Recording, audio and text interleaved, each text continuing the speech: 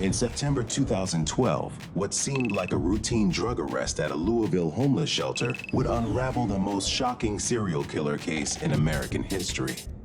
The elderly man taken into custody was Samuel Little, and his DNA would soon link him to murders spanning 5 decades in 14 states. Through calculated targeting of society's most vulnerable women, Little had operated as a deadly predator for 45 years, evading justice through systemic failures and societal indifference.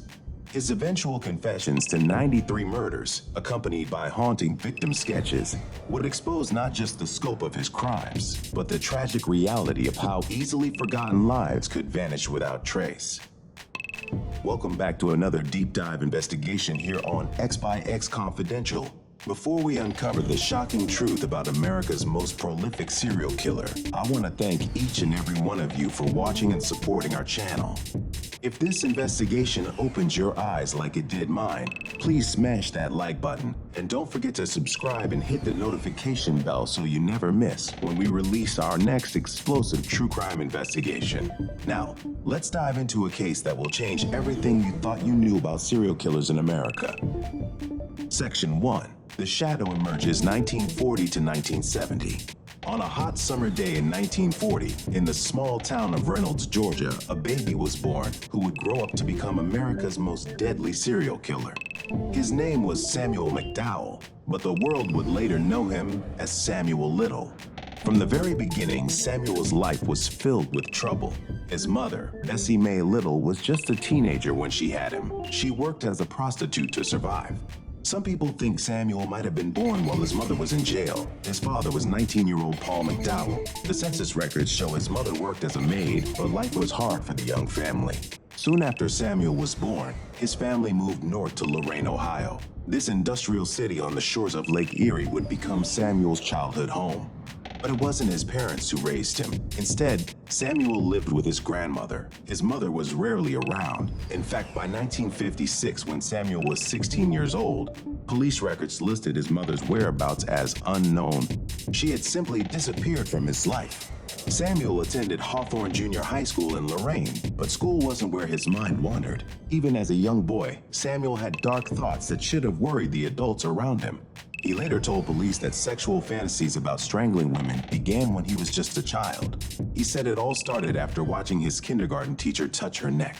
This innocent moment somehow triggered something evil in young Samuel's mind. As a teenager, Samuel's dark interest grew stronger. He collected true crime magazines that showed pictures of women being choked.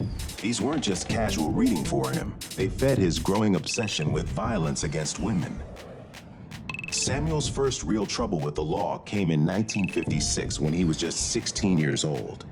Police in Omaha, Nebraska arrested him for breaking and entering. This wasn't a small mistake by a confused teenager. This was the beginning of a life of crime. The court sent Samuel to an institution for juvenile offenders. 5 years later, in 1961, Samuel was back in trouble. This time, he broke into a furniture store in his hometown of Lorain, Ohio. The judge sentenced him to 3 years in prison. Samuel was 21 years old, and he was already becoming a career criminal. He served his time and was released in 1964. But prison didn't change Samuel Little. If anything, it made him worse. During his time locked up, Samuel took up boxing. He even called himself a former prize fighter later in life. The boxing may have taught him how to use his hands as weapons. It definitely made him stronger and more confident about using violence. After getting out of prison in 1964, Samuel began traveling across the country. He described himself as traveling more widely during the late 1960s, but wherever Samuel went, trouble followed. By 1975, police had arrested him 26 times in 11 different states. These weren't just small crimes. Samuel was arrested for theft, assault, attempted rape, fraud, attacks on government officials, drunk driving, shoplifting, solicitation, armed robbery, and aggravated assault. He was becoming more violent with each arrest.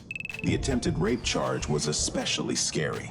It showed that Samuel was willing to hurt women in the worst ways. What's most frightening is that during all these arrests, no one connected Samuel to any murders. Police in different states didn't talk to each other back then like they do today. Samuel was smart enough to keep moving, never staying in one place long enough for police to see the pattern. He was learning how to be a predator.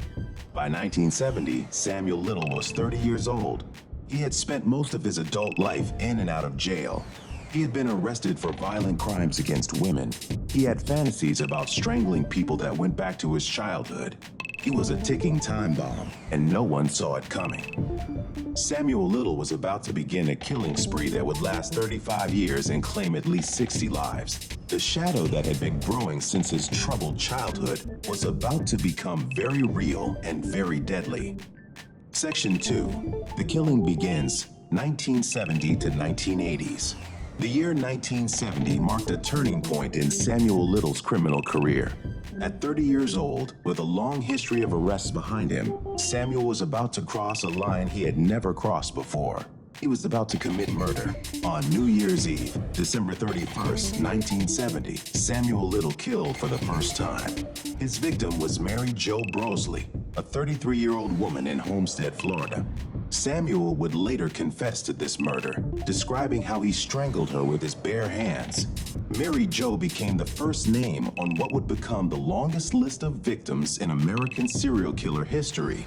Samuel had found his method, and it was terrifyingly simple. He used his hands to choke the life out of his victims. This is how he earned the nickname the Choke and Stroke Killer. But Samuel wasn't just randomly picking victims. Samuel targeted women that society often ignored. He went after prostitutes, drug users, and homeless women. When these women disappeared, fewer people would look for them. When their bodies were found, police wouldn't work as hard to solve their cases. Samuel was brutally honest about why he picked these victims. He told investigators that he targeted these women because they would leave fewer clues for authorities and fewer people would actively search for them. This wasn't just evil, it was calculated evil. Samuel understood that society's prejudices would work in his favor. His hunting method was always the same. Samuel would drive around in his car looking for vulnerable women. He would offer them a ride, maybe promise them money or drugs. Once they got in his car, Samuel would drive to an abandoned place where no one could hear them scream. Then he would strangle them with his hands. Sometimes Samuel would attack his victims right in his car. He later confessed to choking Zena Marie Jones in his car while a police vehicle was driving past them. The police had no idea that a murder was happening just feet away. After killing Zena, Samuel drove to Arkansas and threw her body into the Mississippi River. Another time, Samuel met Mary Jo Payton at a bar. He convinced her to come with him to an abandoned factory. There, in the dark and empty building, Samuel choked her to death. Then he threw her body down a basement staircase like she was garbage. When police found Samuel's victims, autopsies showed they had died from strangulation. Many also had blunt force trauma to their heads. The violence was getting worse with each kill. Police in different cities and states weren't talking to each other about their cases. They didn't have computers that could link crimes across state lines. Samuel was smart enough to keep moving, never staying in one place too long. Samuel's transient lifestyle helped him avoid capture. He would kill in one state, then drive to another state where he might commit different crimes like theft or assault. By the time police started investigating a murder, Samuel would be hundreds of miles away. The boxing skills Samuel learned in prison made him more dangerous. He was strong and knew how to use his hands as weapons. His years of being arrested had also taught him how the police worked. He knew their procedures and their weaknesses. Samuel was becoming a more skilled predator with every crime. During the 1970s, Samuel confessed to killing at least 15 women across multiple states. His victims included Linda in Miami, Florida in 1971. Sarah Brown in New Orleans, Louisiana in 1973, and Martha Cunningham in Knox County, Tennessee on New Year's Eve 1974. Some of his victims were never identified. Samuel would later provide sketches of these women, but even decades later, police still don't know who they were.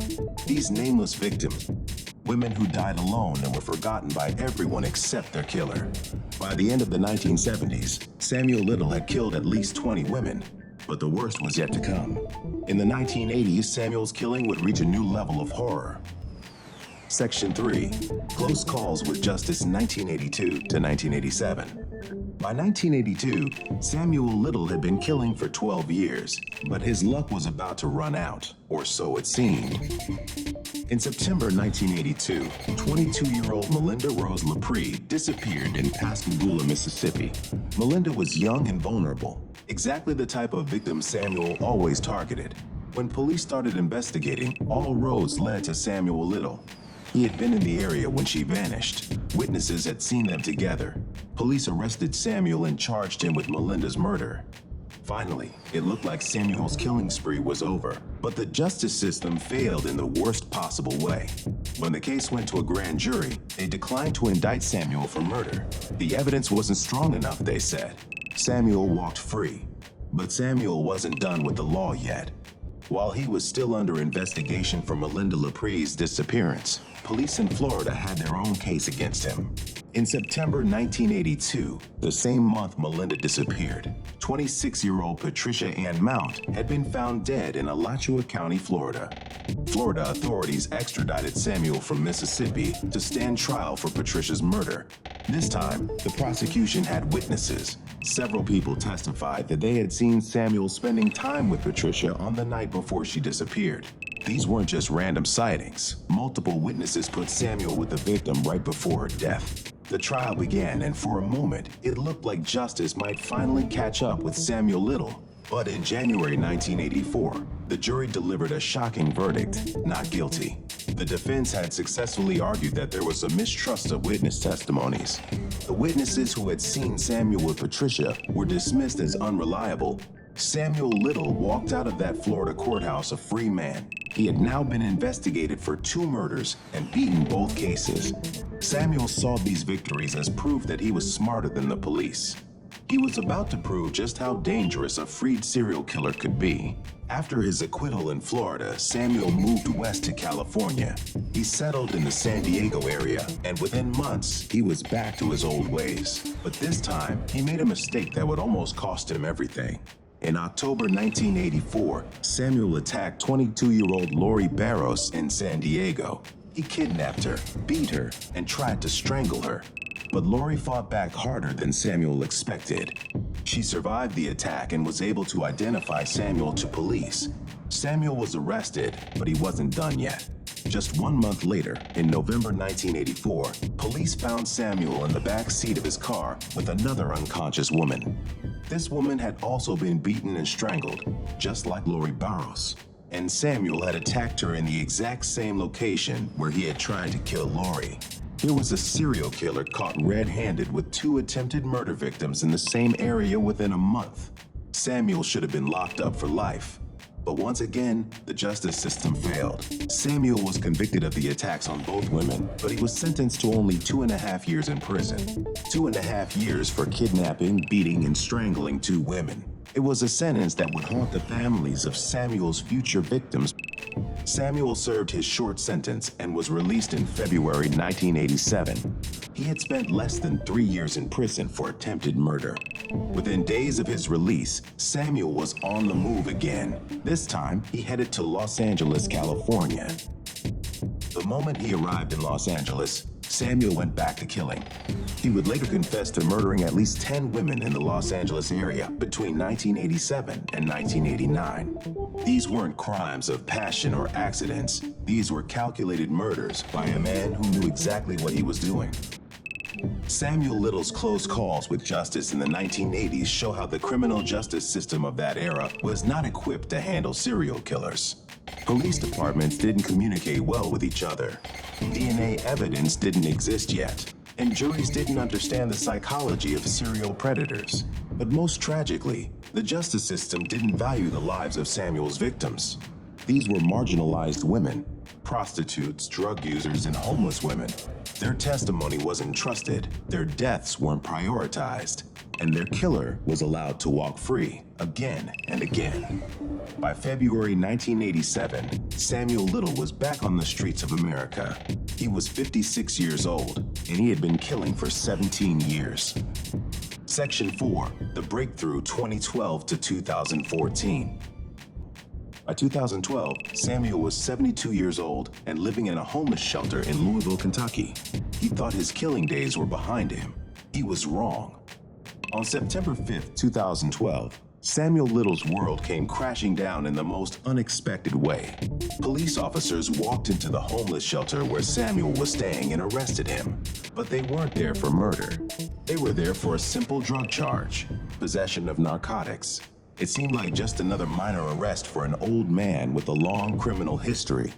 This time, science was about to catch up with Samuel Little. After his arrest in Kentucky, authorities discovered that Samuel had outstanding warrants in California. He was extradited back to the Golden State to face those charges. But when Samuel arrived in California, something happened that would change everything. Police collected a sample of his DNA. California authorities ran Samuel's DNA through their database of unsolved cases. What they found shocked even veteran detectives who thought they had seen everything.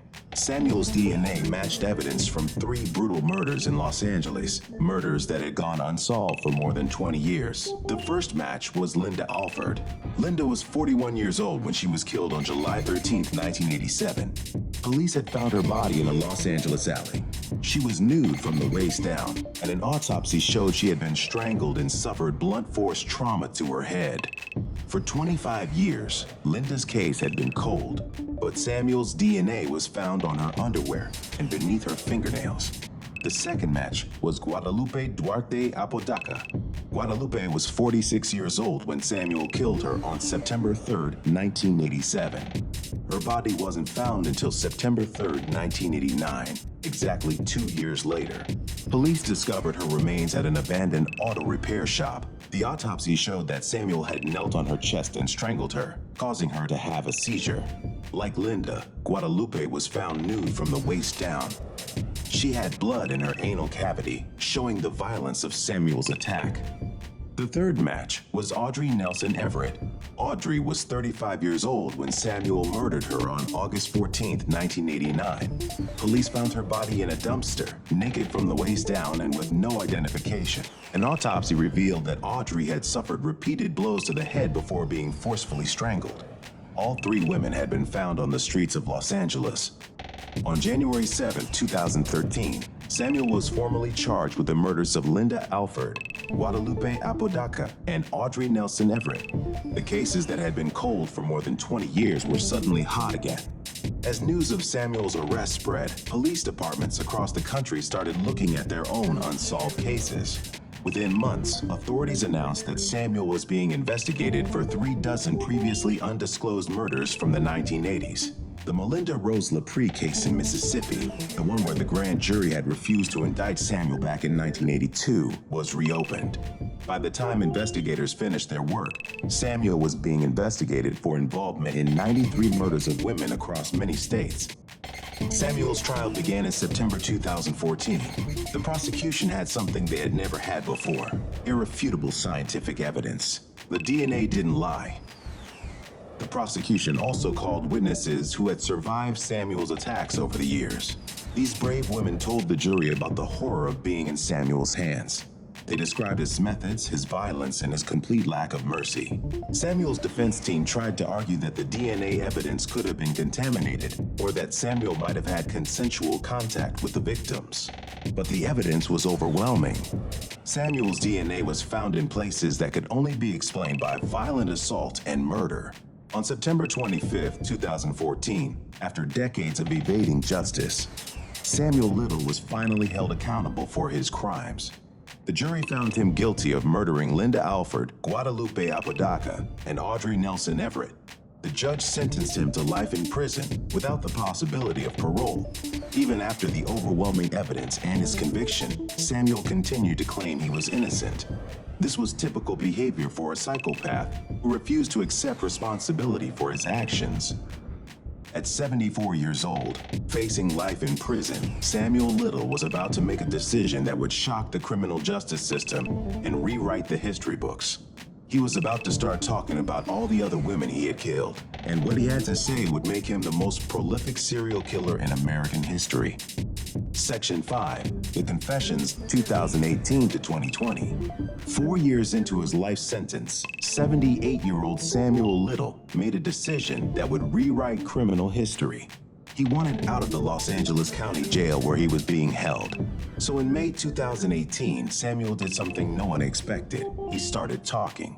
Samuel called for a Texas Ranger and began confessing to murders, not just one or two, but dozens. His motivation was simple. He hoped these confessions would get him transferred to a different prison. The first confession led to immediate results. In November 2018, Samuel was charged with the 1994 murder of Denise Christie brothers in Odessa, Texas. Denise was a 32-year-old mother of two who had been reported missing in January and found dead in February. Samuel pleaded guilty in December 2018 and received another life sentence, but Samuel was just getting started. He admitted to strangling Melissa Thomas in 1996, killing Brenda Alexander in 1979, and murdering an unidentified woman in 1977. In Macon, Georgia, he confessed to killing Fredonia Smith in 1982.